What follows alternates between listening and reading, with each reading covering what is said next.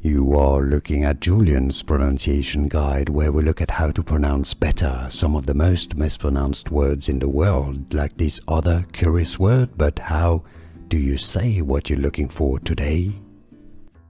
Let's learn once and for all how to pronounce this, I know, confusing word correctly in English. If you want to learn, by the way, more confusing vocabulary, stay tuned. I've got more videos for you.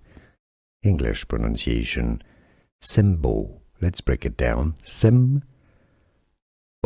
Stress on that first syllable. British English and American English pronunciations are similar here, so your correct English pronunciation, how to pronounce symbol, symbol, and now you know. Here are more videos on how to pronounce more confusing words and names too many mispronounced. Like this video if you found it useful. I appreciate your support. I'll see you soon and thanks for watching.